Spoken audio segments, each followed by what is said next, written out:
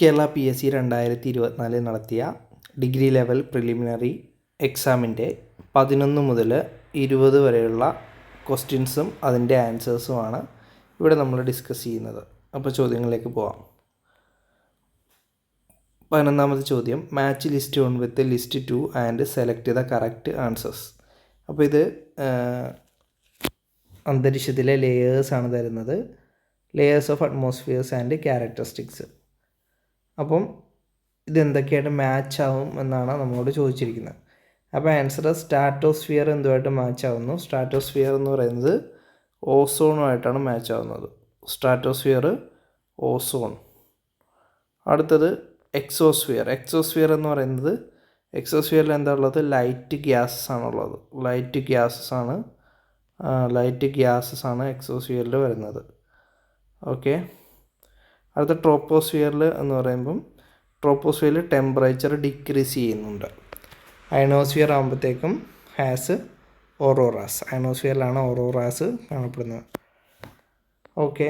അടുത്ത ചോദ്യം, national waterway NW3 of Indian stretches between. ഇന്ത്യയിലെ നാഷണൽ വാട്ടർവേ NW3 എന്ന് പറയുന്നത് കോട്ടപ്പുറം കൊല്ലമായിട്ടാണ് കണക്ട് ചെയ്തിരിക്കുന്നത്.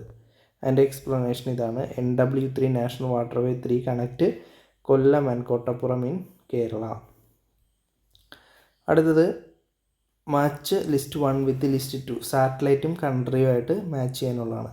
ഇവിടെ ഗോയസ്, ഇൻസാറ്റ്, സ്പോട്ട്, മെറ്റീരിയൽ എന്നൊക്കെ തന്നിട്ടുണ്ട്. അപ്പോൾ ഗോയസ് എന്തിൻ്റെയാണ്? USA-യുടെയാണ്.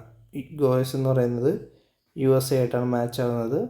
ഇൻസാറ്റ് എന്ന് പറയുമ്പോഴത്തേക്കും ഇന്ത്യ ആയിട്ടാണ് മാച്ച് ആവുന്നത്. ഓക്കെ. അത് സ്പോട്ട് എന്ന് പറയുന്നത് ഏത് കൺട്രിയുടെയാണ്? ഫ്രാൻസ് ആണ്. ഫ്രാൻസിൻ്റെയാണ്.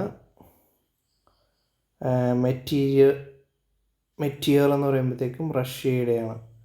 റഷ്യയുമായിട്ടാണ് മെറ്റീരിയൽ മാച്ച് ആകുന്നത്. അപ്പോൾ goes USA, INSAT India, spot France, meteor Russia. Okay.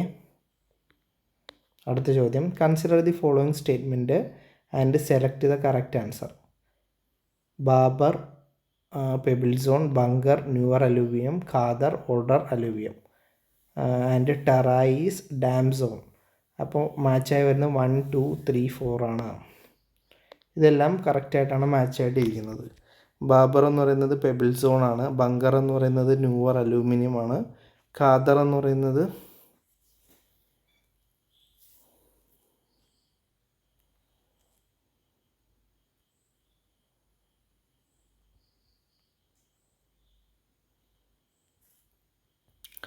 ടെറായ എന്ന് പറയുന്നത് ഡാം സോണും ആണ്.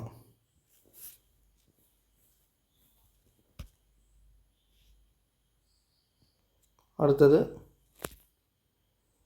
Which national park is home to lion tailed macaques. Lion tailed macaques, സിംഹവാലൻ കുരങ്ങുകളോടെ കാണപ്പെടുന്നത് സൈലൻറ്റ് വാലിയാണ് കാണപ്പെടുന്നത്. Silent valley in Kerala host the largest population of lion tailed മാക്കേക്ക്.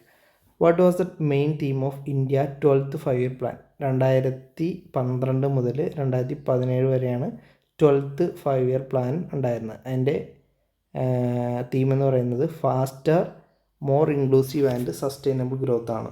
Faster, more inclusive and sustainable growth ആണ്. അതാണ് 12ാം പ്ലാനിൻ്റെ പ്രത്യേകത. Which of the following are correct about RBI. Reserve bank of ഇന്ത്യയായിട്ട് ബന്ധപ്പെട്ടിട്ടുള്ളത് RBI is a member of IMF. established on April 1, 1935. Usha Thorat, first woman RBI governor. അത് തെറ്റാണ്. അപ്പം ശരിയായിട്ടുള്ളത് RBI എന്ന് പറയുന്നത് ഇൻ്റർനാഷണൽ മോണിറ്ററി ഫണ്ടിൻ്റെ മെമ്പറാണ്. 1935 April 1 എസ്റ്റാബ്ലിഷ് ചെയ്തത്. 1ഉം 2ഉം ശരിയായിട്ട് വരുന്നുണ്ട്. നെക്സ്റ്റ് വൺ, ഉഷ തോറാട്ട് എന്ന് പറയുന്നത് ഒരു ഗവർണർ ആയിരുന്നില്ല, ഡെപ്യൂട്ടി ഗവർണർ ആയിരുന്നു. Which of the following taxes lived on import under GST. GSTയിൽ ഇമ്പോർട്ട്സിൽ വരുന്ന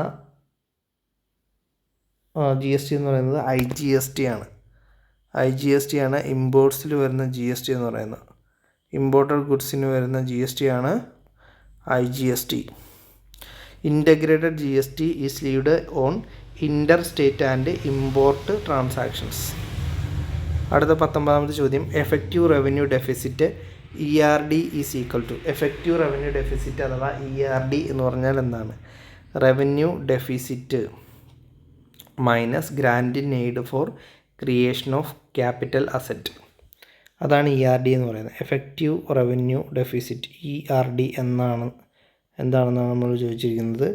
റവന്യൂ ഡെഫിസിറ്റിൽ നിന്നും, അതായത് റവന്യൂ ഡെഫിസിറ്റിൽ നിന്നും എന്ത് കുറക്കണം? Grant in aid GIA, grant in aid കുറയ്ക്കുക. അങ്ങനെയാണെങ്കിൽ നമുക്ക് കിട്ടുന്നതാണ് എഫക്റ്റീവ് റവന്യൂ ഡെഫിസിറ്റ്. റവന്യൂ ഡെഫിസിറ്റിൽ നിന്നും എന്ത് കുറക്കണം? Grant in aid for creation of capital asset കുറച്ച് കഴിയുമ്പോഴത്തേക്കും നമുക്ക് എഫക്റ്റീവ് റവന്യൂ ഡെഫിസിറ്റ് ലഭിക്കും. അടുത്ത report, Indian economy a review alternative to economic survey 2024 is authored by. ഒരു കറണ്ട് അഫയേഴ്സ് ചോദ്യമാണ്. Indian economy a review alternative to economic survey 2024. ഇതാരാണ് എഴുതിയത്? S രാമകൃഷ്ണനാണ് എഴുതിയിട്ടുള്ളത്.